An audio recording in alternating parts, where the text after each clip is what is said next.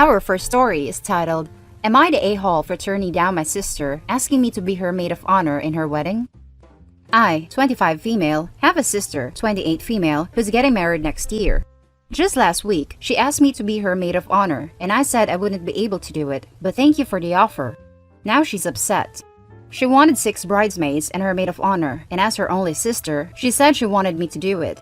After that conversation, she ran and told our mom, who asked me why I would say no to something like that, and I told her it was not something I felt I could take on at this time. The truth is, I would never be her maid of honor or bridesmaid in a million years. She will use me and her other bridesmaids in other ways to make us look awful so she can look better. She did it once. I was 15 and she was turning 18, and she decided to have this huge party that was even bigger than her 16th and her 21st. She and my mom made me wear this dress chosen by her that was ugly. It was ruffles and unflattering to my body shape, and she did that so she could look better. She did the same with her 2 best friends, who were in all the photos with her. She is planning to do the same thing for her wedding. I already know this, and I won't pay for a dress that makes me look awful. I won't do my hair in a way that makes it look awful. I won't wear makeup that doesn't compliment me just for her. I made that mistake once for a family wedding. She did my makeup and hair, and I will never forget how embarrassed I was. I don't want to give this reason because they will say I am overreacting. But our cousin, who got married the time I mentioned above, even told me she knew it was done intentionally because she used to do it to her too. They're the same age and went to school together, and she messed up her prom makeup so she, my sister, would look better than our cousin. Am I the a-hole for saying no to being my sister's maid of honor? I decided to edit this because I am starting to struggle a bit, and this is bringing up bad memories for me. I am reflecting on what I want moving forward and what is best. Most people have said I am not the a-hole, but quite a few say I suck for not caring more about my sister and not putting the past behind us and letting her have her day, and I know I can't do that. I can't forever be the fat sister who gets reminded of it every time her wedding comes up, both before and after her big day. All I have ever been is the fat sister, the one who looked ridiculous at her birthday. The one who was the joke between 4 different people for weeks after her cousin's wedding because she trusted her sister had grown. I can't stand the thought of standing next to a person who has called me her fat sister to my face, and who has said it to others directly in front of me. The truth is, I used to hate myself. I have felt gross and ugly most of my life, and I am finally in a better place, and this is dragging me back down. That's the main story. Now let's read the top comments. Not the a-hole. What the hell kind of manipulative, insane woman is your sister? How bad can your self-image be if you have to choose to make other people look bad to feel better about yourself? If I were you, I would show up in the nicest dress looking good as hell just to give her a little taste of it. That's my plan, if I'm not told to stay away before then. Lol. As long as your beautiful dress is not white, you're not the a-hole. Do her other bridesmaids know what they're in for? Maybe show them the picture evidence or have your cousin to talk to them to prove it. Not the a-hole.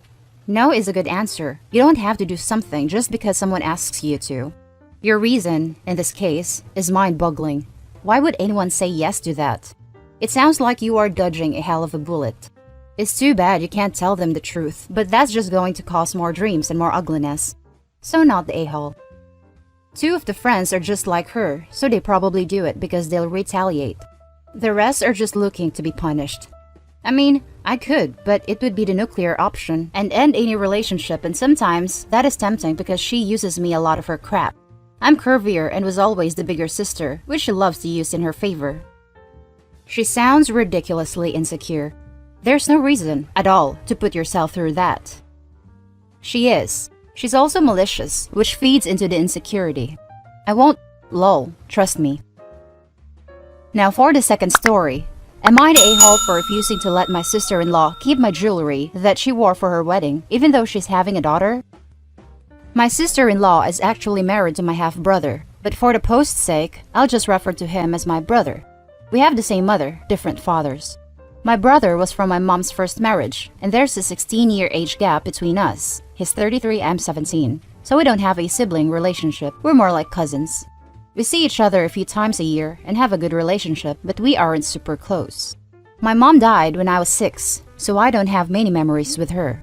However, she left me all of her jewelry with a handwritten note about the significance of each piece.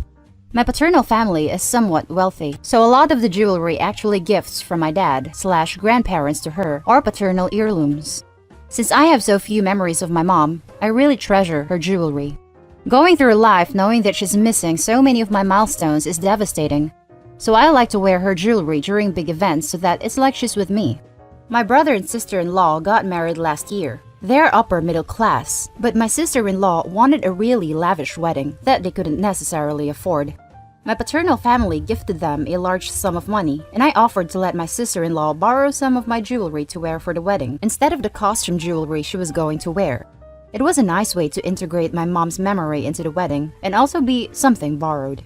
She was super excited and ended up picking out a set of pearl jewelry that were presents from my paternal grandparents to my mom for her wedding. She also chose a diamond brooch/hairpiece that my mom and paternal grandma designed together using diamonds from the earrings she wore in my parents' wedding, both of my grandma's engagement rings, and some other paternal heirloom diamonds.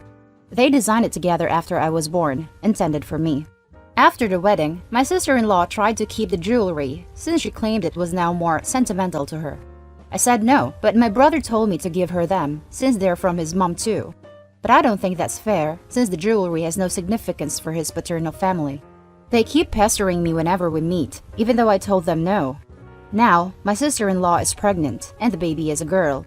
She messaged me with a list of jewelry she wanted from my collection because she wanted my niece to have them. That included all of the above jewelry, some other jewelry my mom left me, and also some pieces from my personal collection. My brother and sister-in-law think that I need to give my niece the jewelry since she's the girl of the family. If my niece wanted to borrow the same jewelry her mom wore for her wedding, which won't even be for like 20 years, I'd gladly let her. But I don't want to give away these important signifiers of my mom. They're calling me a selfish a-hole since my niece won't have any inherited jewelry from her paternal family.